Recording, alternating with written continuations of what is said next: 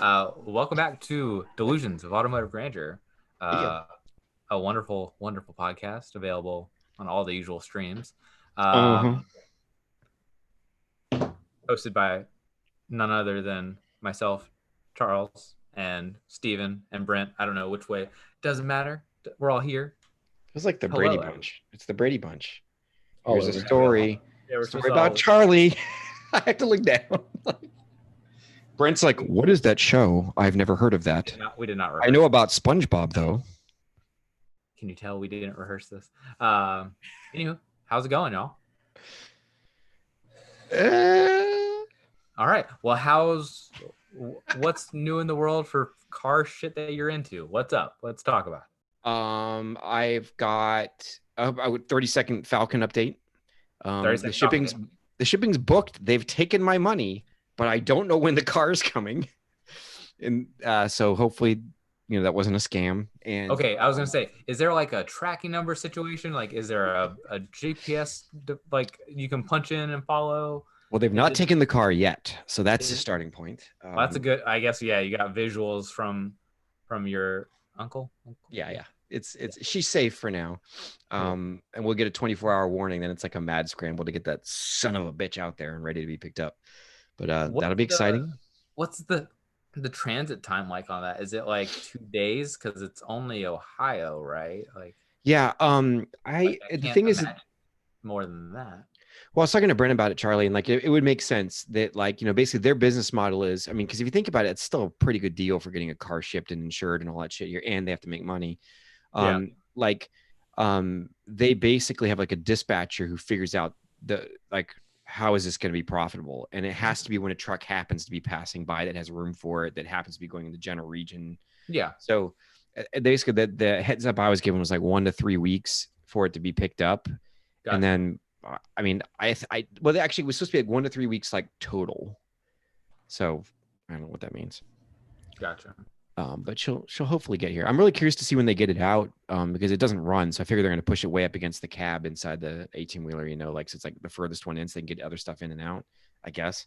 But I'm curious, like, what they're going to have to get out of the way to get it out, So it is going on an 18-wheeler hauler, not like a 2-car situation or anything. It's you've seen the brand before. This is like the company people use at Pebble Beach and stuff like that. It's called Reliable. They're orange, and it's like an 18-wheeler that's like $500,000 of insurance per car and all this shit.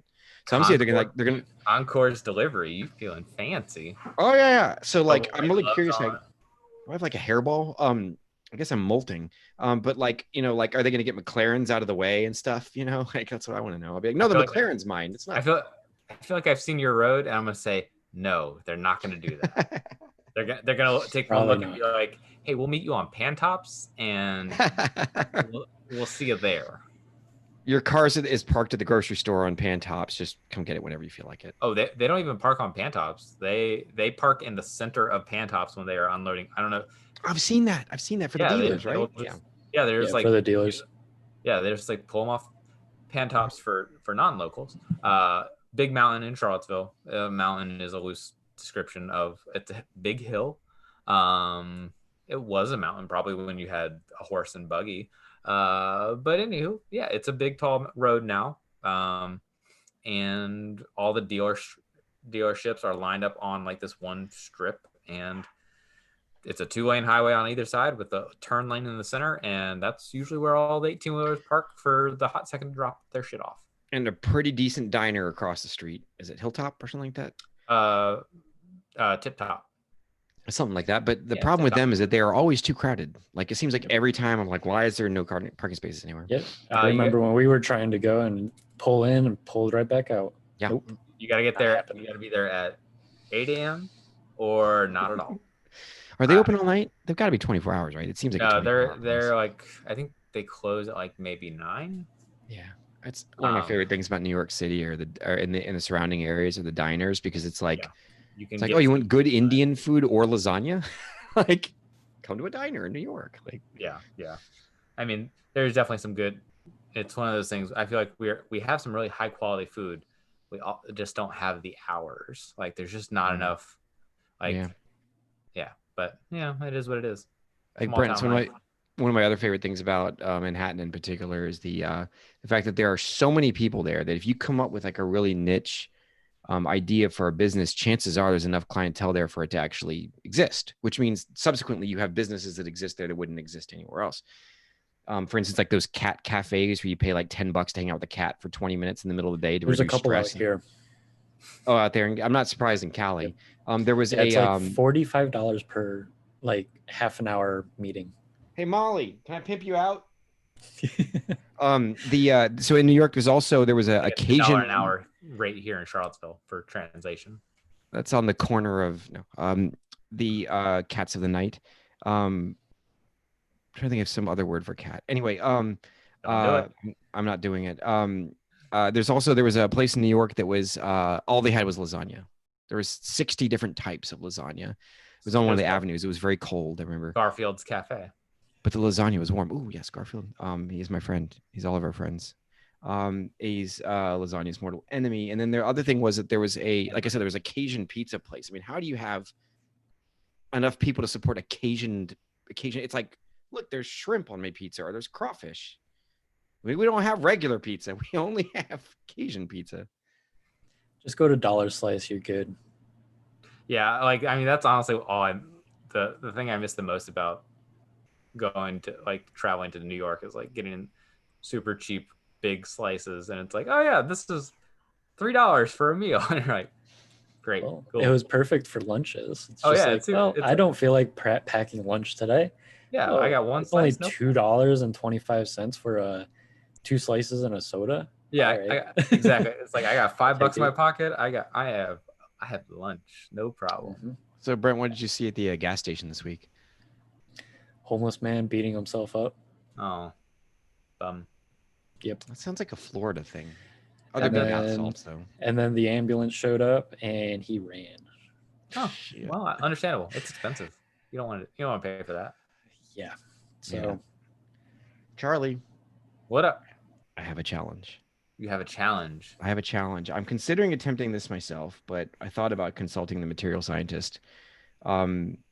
The Falcon Futura has plastic pieces, naturally, that because it's the fancy model, right? They go around it's basically an oval that goes across the entire dash from driver's side all the way to the passenger side.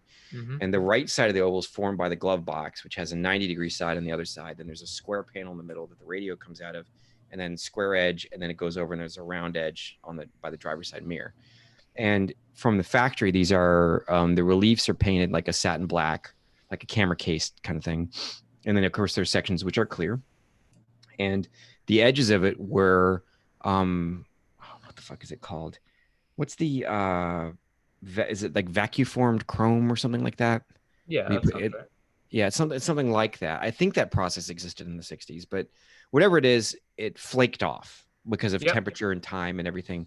Yep. And for whatever reason, there's a lot of car parts for a lot of different makes and everything, where you're like, I can't believe they reproduced that, like something obscure, right? For a Porsche, like a knob for something, or for a Mark 1 GTI, a rubber thingy for like the sun visors to latch into the middle, so when you yank it out, and go over and back and forth. Yes, and it's like, the one thing they don't reproduce for the Falcon Futura are the plastics that go left to right.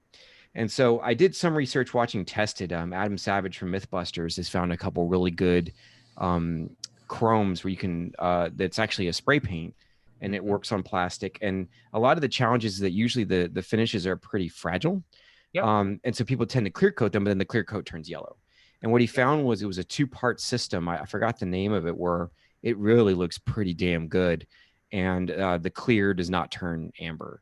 And so I was just wondering, do you have any knowledge or thoughts on this process? There are people that are like concours restoration type people for this. $700 to do it, and it takes like 6 months. Yep. So most of your urethanes are going to yellow. Most of your clear coats that most hobbyists are going to use are going to be like standard urethanes. Everyone uses urethanes because they're typically really good at being UV rated. However, it's one of those, you get what you pay for, right? Like you can buy cheap I mean, without giving a chemistry lesson, which one is which. And honestly, I don't remember. I never remember which one does it, but there's two chemistries of your urethanes, and it's what they would describe as aliphatic and aromatic.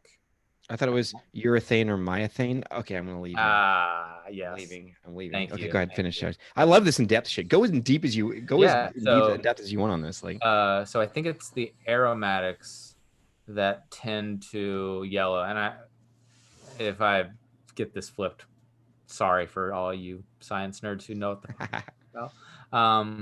But yeah, so it's basically you have two different urethanes. One of them is the cheaper one. The cheaper one is the one that likes to yellow. Okay. That's the one that usually you can get in a spray can at Lowe's. And I've seen some that like even the cheap ones are really good. And they'll have like, especially if they say like specifically rated for UV light, rated for exterior, like what you have to think about is, okay, what am I exposing this to in the grand life of this, whatever I'm painting? A car interior gets lots of UV light. Like people don't necessarily think that because they say, oh, it's an interior. Like, no, that's not the case. Car interior gets a boatload of UV light. So like all the like little bits of plastics and things that go into a car process are tested extensively to make sure they don't just degrade over time and brittle due to UV degradation. So that's kind of where that amber comes from. It is a natural process for almost all isocyanates eventually to have some amber. But the more high quality stuff will do it at a lower rate, and it will be a less significant color change. Does plastic have a particular, like certain metals, like used in thermostats, when they get hot, they'll like uncurl at a certain temperature, and it's the idea of a material's, it's not tensileness, but it's like how much it expands and contracts with temperature. It's volatility to temperature. Is plastic particularly expandable, contractible, or is it fairly stable in terms of moving? So most plastics will have let me think about this, have a higher CTE, coefficient of thermal expansion is what you're referring to. Mm-hmm. I'm trying to remember exactly. Let's see. So your ceramics have the lowest. Your metals have a pretty high one, and I believe your polymers. Obviously,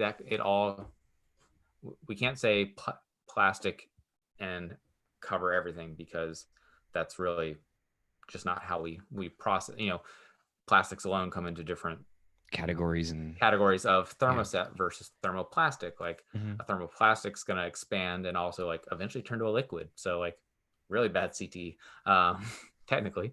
So it's like without painting them all with one brush, they're going to expand and contract at a different rate than your metals and things like that. I'm starting to think that like I'll have to figure out what the paint was that he was using. I mean, it looked really good, man. I mean, I know which really one. Good. I've seen the one. It's a chrome paint that has a lot of leafing compound in it. So it wants to actually float, and it floats to the surface, and then it has a bunch of chemicals added to it. So the chrome flake inside the coating wants to like basically repel itself just ever so. Like it wants to naturally spread out and be a nice mesh. This is a great capture. It's like a gang sign. I got nothing. It's a polymer, yo. God, I was saying, do I do the V-dub like from the old 90s or 2000s commercials?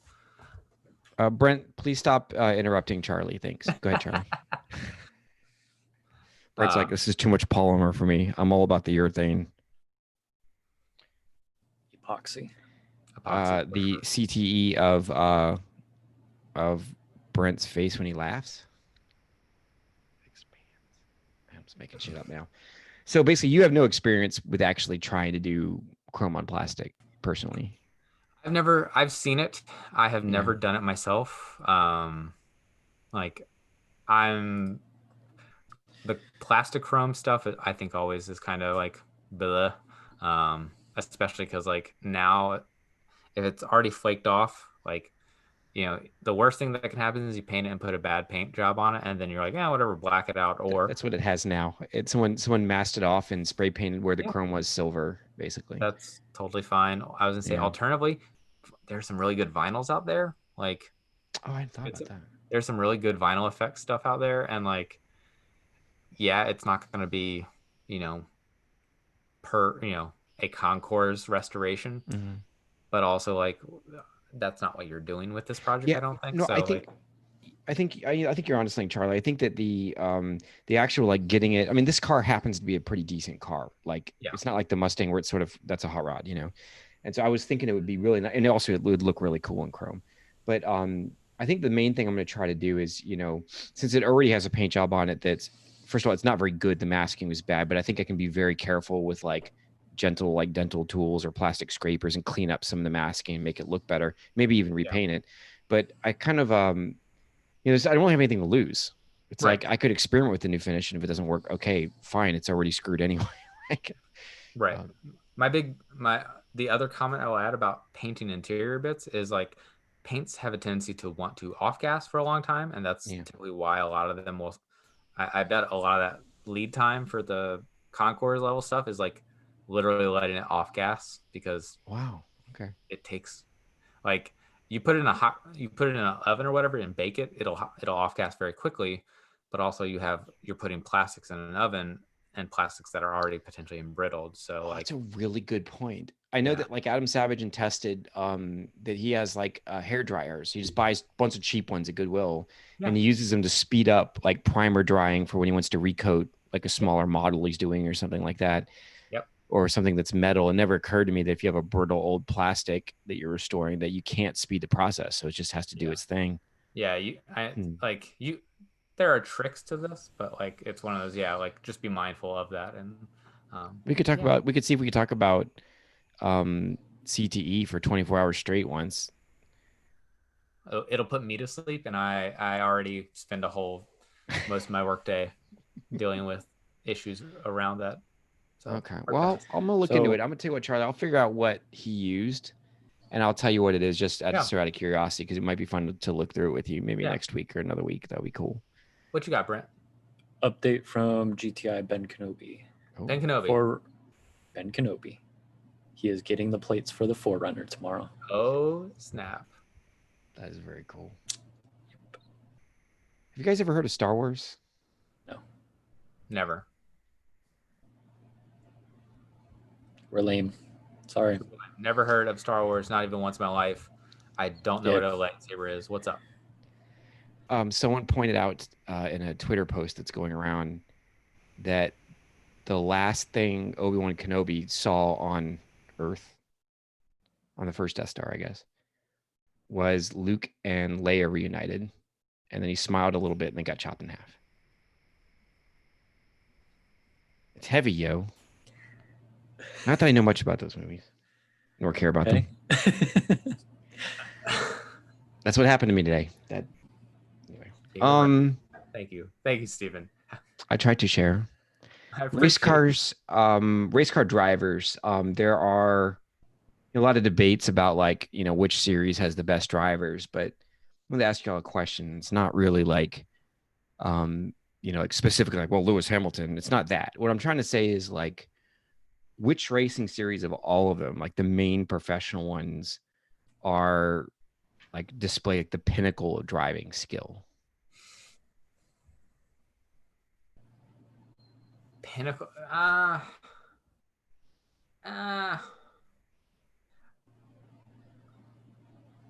I mean, not- I would say F1, but each series is different, so different from each other. I'm gonna not go with F1 because I think currently how F1 is set up for the manufacturer, like you pump as much money into it as you can to win. I think there's a lot of like, I have no doubt that the drivers are the most skilled, and like you put Lewis Hamilton in any other car and he's still going to dominate the They put them in field. sim racing and they were instantly better than like sim racers.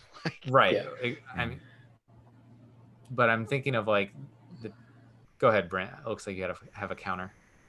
I'm gonna agree with GTI Ben Kenobi. He chimed in saying rally drivers. Rally drive. I was honestly the first thing I thought of before this. Or the other thing, the Isle of Man motorcycle. Isle Oh of Man. fuck, I forgot about that. Isle of Man bike. Okay, That's the one I would. So Oh yeah. But so what we're getting at here is not in fact side by side racing, but we're instead suggesting that time trial racing in all forms, whether it be rally, true TT like Isle of Man, or I was thinking Pikes Peak since it is since that was last weekend. Since it was literally last weekend and is super topical right now. And I would say, like there is something about time trials, especially in a sense of like the one and done shot, like Pikes Peak, you only get the weekend with like a super limited time slot to do it. Like there is some. And I mean, even at the amateur level, I would say autocross and rallycross. Yeah. You've got some amazing drivers that go through those sections that, you know, were never per se found, and they could have had amazing careers. Probably, I can't say better than Lewis Hamilton, but I would say they could have been as good as him. Definitely better than Nico Rosberg. Sorry. If you're y'all are obviously, I don't know how much of an F1 fan y'all will be like, yeah. Mm-hmm. Mm-hmm. Yeah, I think for me, you know, I had, you know, I asked this question, I sort of set back to see, you know, what y'all would say, but you know, I had already come up with an answer until y'all mentioned Isle of Man, because I was watching Guy Martin watch a replay of himself setting some record lap like 10 years ago. So like some famous lap that he did where he passed like two other people that started like 2 minutes ahead of him and stuff. I think that has to beat Rally just because of all of the classical races that are gone, Mille Miglia, things where there's real consequences. There are trees next to the track at the super duper long version of Spa, et cetera, et cetera. Isle of Man's the only one that's left in its pure form. And rally racing, and a lot of this too goes back to, it's not just the risk that's involved. To me, it's about Formula One. One of the reasons it sucks sometimes, and the same thing with NASCAR, and you get these people that dominate, is because it's so predictable. I wish they would not tell them which tracks were coming next or what tracks were on the calendar this year. I wish there was a pool of 30 tracks and they pick 15 a year, and you're not quite scientifically prepared for each one. They blindfold all their drivers. They're like, okay, you don't know where you're going to end up. They put them on the plane. They drop them off. They're like, surprise. And you don't know which, each track should have different sections where they can change it every year. Mix it up. Like, for instance, look at Bahrain this year. The second race there, they were eliminating the entire infield. It's basically an oval with Formula One cars. They're going to be doing like 53-second laps. It's going to be a 90-lap race. They're doing Mugello. They're doing all these tracks. They're doing Imola, which they haven't raced since 2003. I think Kimi Räikkönen raced there, but I don't think Lewis has ever raced at Imola. In fact, he hasn't. And so by mixing it up, that makes it more interesting. I think it would break up the monotony. NASCAR was the same way forever with Jimmy Johnson. So back to Isle of Man, you know, like, yes, it's the same course every year. I think the risk makes that just have to kind of win in my mind. But like for rally, you can't really memorize the damn course. You know, there's just too many freaking turns. You have to have a co-driver reading shit out. Like, that's fucking balls out, man, or ovaries out. I mean, that's like there are cliffs everywhere. You know, like, I think, God, how would you choose between Isle of Man and Rally? You know? What? Yeah. I mean, I would classify them both in the same time trial section. Yeah, they're both time trial racing in general. I'd say same with Pikes Peak. I mean, you got 3,000 foot cliffs off the side that you got there was if you've seen the Smoking Tire podcast from I think today of the crew one,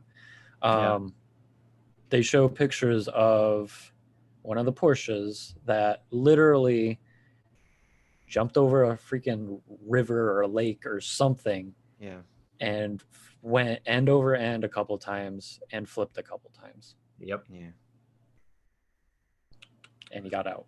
I think I'm going to go with Isle of Man. I just have to. After just watch an quote unquote in-car lap of that fucking place. And imagine a cat runs out in front of you or something. I mean, like, there's just shit that they don't worry about. they can't worry about that because that gets if they worry about that, that's what gets them killed. No, I know. That's my point. Is that Yeah. like the course isn't even really secured. You know, like Yeah. rally's the same way. A cow could randomly get on or something like that. But I mean, like, there's no protection with a bike, man. Yeah. It's just. And by the way, Just let's like not the- forget about fucking. God, sorry about the cursing. I'm trying to make this a kid-friendly show because GTI Ben Kenobi's very sensitive. Yes, Um, he is. He's got sensitive ears. You're already making him bleed. He's such a Ben, gentle you person. must. Anyway, but the what's the freaking F1 equivalent for motorcycles? I can't think of it right now. Well, you had that major crash, what, 2-3 weeks ago now? Did you see Valentino Rossi almost got leveled by that guy's bike coming across Well, the there's track? two guys that got almost leveled at the same time. One It would have been. Valentino, It was Rossi. I mean, it and was then like one right behind him too. yeah. There was 2 bikes that flew through, and it's just Nah. That was the That's craziest shit I've crazy. ever seen, man. Bar none. I was gonna say that whatever that's called. What is that called again for the main motorcycle race thing? I have no idea. I don't follow, so Oh, but that is. I gotta say, like, because Isle of Man is kind of like it takes the prize for me, but like the it's so free. It's one thing, like versus like the actual like full year round Formula One equivalent motorcycles. Which I'm embarrassed I can't think of the name. Is like it is just what's the Japan animation MotoGP. MotoGP, yeah, that's it. Like, just watch that shit, man. I mean, those guys go flying on their backs through gravel traps like it's a joke. Like it's And it's really interesting actually watching them because I think they would do amazing in a car, especially if they crashed. Worst case scenario, they crash. Because I mean, they just stiffen right up and just let it happen overall. In which, I mean, if you have ever raced a car or anything else like that, and worst case scenario, you flip, you just keep your arms in. And there's so many videos of, watching arms flying out the window, and well, sometimes they're lucky and, can walk away with all their arms and limbs and everything, and that others are not. And coming from cycling, a lot of what cyclists learn to do because they, at least in the sports I was involved in, were learning how to fall, and motorcyclists do the same thing. Like you learn how to you don't just throw your wrist out and hope for the best and try to catch yourself, yeah, you don't do that. And that's a human instinct you have to resist. It is. It takes a long time to be to unlearn that and train yourself to I want to not do this for safety reasons. But yeah, so it's Brent, go ahead, Charlie. Go ahead. I was gonna say, Brent, did you need to wrap up? We can wrap up if you need to go. We can do a couple more minutes. Okay. Yeah. Final answer: time trials.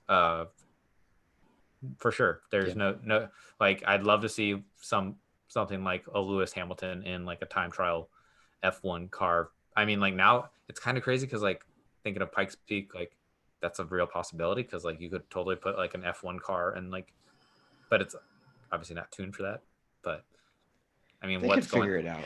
I think Alonso. I would like to see one running at 9,000 feet. I'd love to see it, especially one of the old turbo motor ones. How many miles is it? Is Pikes Peak? 10? I don't think it's even. Hold on. You think I'm actually looking at my old photos right now from last year when I went. The Formula One cars have a limited amount of ERS, energy storage. So I mean, you'd fully charge it before they would start their run, but I don't know if it would make it all the way to the top.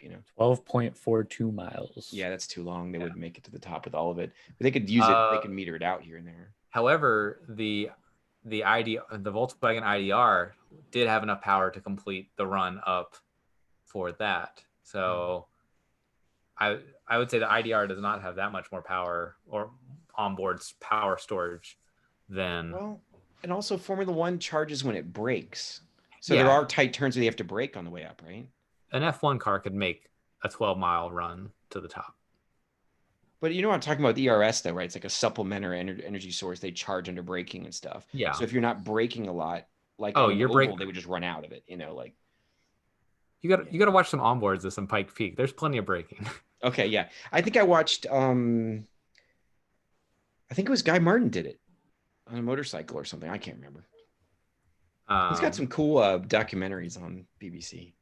Yeah, I mean, there's some, even the mediocre photos I took last year when I went up there, but it's like really, really something. And like, not only thinking of also like outside of the pure driver capability, well, the pure like turn car, left, right handle car, keep on road, there's a physical demand of like sucking enough oxygen to not pass the fuck out. that is a very real problem going up that mountain. That, and not only on top of that, you've got the road surface as well. Oh, it's I heard it's got really bad this year, especially with it being as late as it was. Yeah, especially at the upper end of it.